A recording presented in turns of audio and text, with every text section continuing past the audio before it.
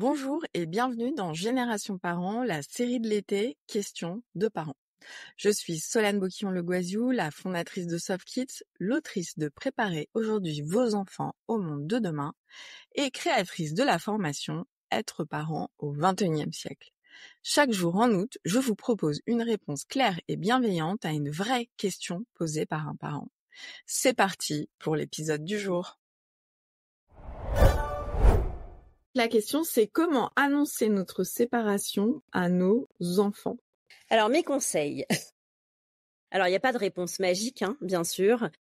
Mes conseils, c'est d'abord de s'adapter aux besoins de l'enfant, de s'adapter à l'âge et à la personnalité de l'enfant. Deuxième grand chapitre de conseils, se faire aider.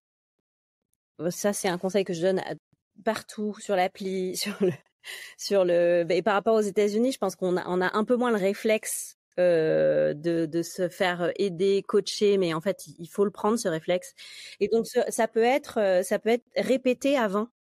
Et quand tu dis coacher, il y a des coachs en séparation, Alors, il y a des coachs en séparation, il y a des psys surtout. C'est-à-dire qu'on peut aller voir un psy pour enfants, pas Ok. forcément avec l'enfant, mais on peut aller voir un psy pour l'enfant, un psy pour enfant seul, soi-même, et lui dire voilà qui est mon enfant, voilà la situation, j'aimerais lui expliquer la séparation de telle manière, est-ce que vous pensez que c'est bien ou est-ce que voilà. Si on arrive à aller à ce rendez-vous avec l'autre parent, c'est formidable. Et moi j'ai plein de familles qui font ça, qui vont ensemble voir le psy d'enfant, le psy spécialisé pour préparer l'annonce. Okay. Donc vraiment se faire aider avant, pendant, après. Proposer à l'enfant de voir un psy avant, pendant, après pour qu'il puisse être accompagné quand c'est possible. Et la troisième série de questions, c'est d'essayer de faire en sorte le plus possible de le faire avec l'autre parent. De préparer le moment, de le faire dans un moment qui est relativement calme, dans un lieu qui est apaisant pour les enfants. Donc ça va pas être sur le chemin de l'école le matin, balancé comme ça. Allez, bonne journée. ou juste avant de dormir. Ça va être si on y arrive, dans l'idéal, c'est un moment qu'on a préparé, qu'on a répété, qu'on a préparé avec un psy, qu'on fait ensemble quand c'est possible. C'est pas toujours possible, mais quand c'est possible.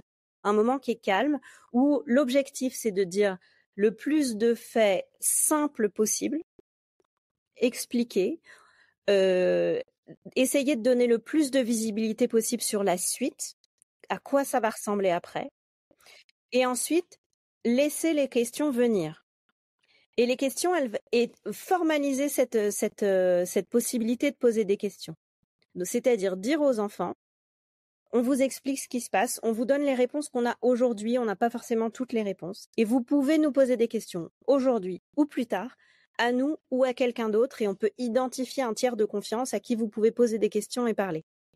Et ça, il faut le verbaliser et expliquer aux enfants qu'ils ont le droit de poser des questions, qu'ils ont le droit d'être tristes, qu'ils ont le droit de poser des questions maintenant ou plus tard. Parce que parfois, il y a des enfants qui vont réagir très fort tout de suite, qui vont être tristes, en colère, etc. Il y a des enfants où on va avoir l'impression que c'est complètement neutre et qui vont pas réagir du tout sur l'instant. Mais après, on va voir des petites choses se passer ou des questions revenir plus tard. Et donc, à partir de cette discussion, essayer de rester attentif, mais surtout verbaliser tu as le droit de parler, tu as le droit de dire tes émotions et tu as le droit de poser tes questions à moi ou à quelqu'un d'autre. Sur comment ça va se passer après. En fait, on voit, il y a certains juges qui demandent aux enfants ce qu'ils préfèrent. C'est quoi, je sais pas si c'est des choses que tu as vues dans tes études de psychologie, mais est-ce que c'est aux adultes de décider comment ça va se passer ou est-ce qu'on recommande de demander aux enfants comment ils voient les choses et si les enfants ils préfèrent être chez papa, chez maman, une semaine chez papa, une semaine chez maman?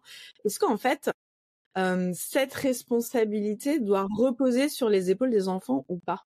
Il y a plusieurs niveaux d'analyse sur ce sujet-là.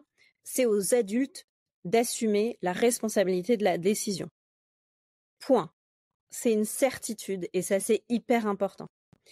Juridiquement, la Convention de New York sur les droits de l'enfant impose à tous les États signataires, dont la France, de autoriser l'enfant à exprimer son sentiment quand il y a une procédure qui le concerne. D'accord. Donc, il doit pouvoir être entendu.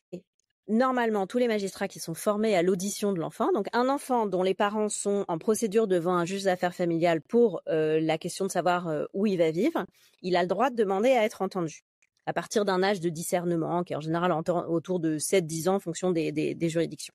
Cet enfant, il a le droit d'être entendu. Entendu, ça ne veut pas dire que c'est lui qui va décider. Et la plupart des temps, les magistrats le rappellent. C'est-à-dire les magistrats le disent à l'enfant. C'est pas toi qui décides, mais moi j'ai besoin d'entendre ce que tu as à dire sur la situation. D'accord. Ce qui permet à l'enfant justement de pas assumer la responsabilité de ce qu'il va dire. Il va simplement raconter ce qu'il pense de la situation.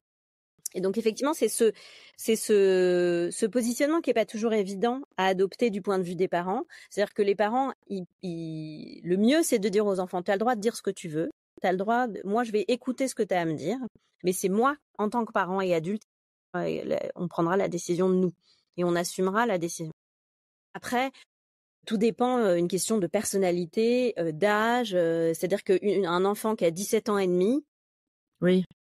Le temps qu'on ait l'audience devant le juge, il sera majeur, donc si, il va décider. J'avais même vu des audiences où on est censé fixer une résidence alternée pour une jeune fille qui, je pense, avait 17 ans et 2 mois le jour de l'audience. Et bref, elle voulait être chez mon client, elle voulait pas être chez la mère du tout. Il y avait un espèce d'énorme conflit avec la mère, et le juge a dit en fait, moi je peux pas fixer 0 droit pour la mère parce que en fait le droit m'impose de quand même essayer de maintenir le lien. Mais venez, on renvoie l'audience à dans 6 mois. De toute façon, elle sera majeure et à ce moment-là, elle fera ce qu'elle veut. Ok. Je voudrais bien revenir sur l'idée de l'enfant, la responsabilité de l'enfant. C'est-à-dire, on l'entend et du moment où il exprime sa parole, comment vous faites pour qu'il ne se sente pas responsable? Parce qu'en fait, quand on dit on t'a écouté et entendu, c'est s'il donne sa parole, il attend une action derrière. Mais s'il dit je voudrais aller chez maman et qu'en fait le juge décide qu'il va chez papa, qu'est-ce que vous voyez, vous, en réaction des enfants qui peuvent se sentir trahis, non écoutés, sa voix compte pas? T'imagines l'effet boomerang. Ce qui est important, c'est d'expliquer pourquoi la parole de l'enfant a été entendue, mais son avis n'a pas été suivi. Et en fait, les enfants, ils comprennent très bien. Hein. Ils peuvent ne pas être d'accord, ils peuvent être en colère, ils peuvent être frustrés, etc. Mais ce qui est important, c'est d'expliquer. Et après, il y a aussi, objectivement, des situations qui sont éminemment injustes. Et moi, je vois beaucoup de parents qui accompagnent un enfant qui a exprimé sa parole, qui n'a pas été entendu, enfin qui a été entendu mais pas écouté.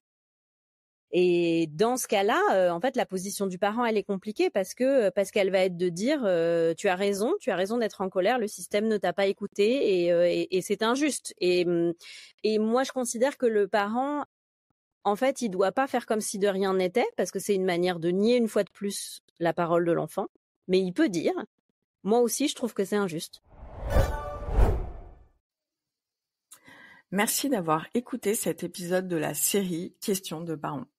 Si ce contenu vous a parlé, vous a fait réfléchir ou vous a rassuré, pensez à vous abonner à Génération Parents pour ne rien manquer des prochains épisodes.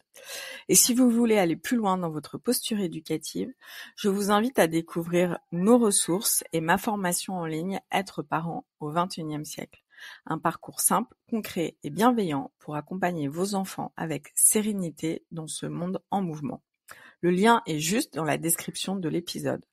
À demain pour une nouvelle question et d'ici là, prenez soin de vous.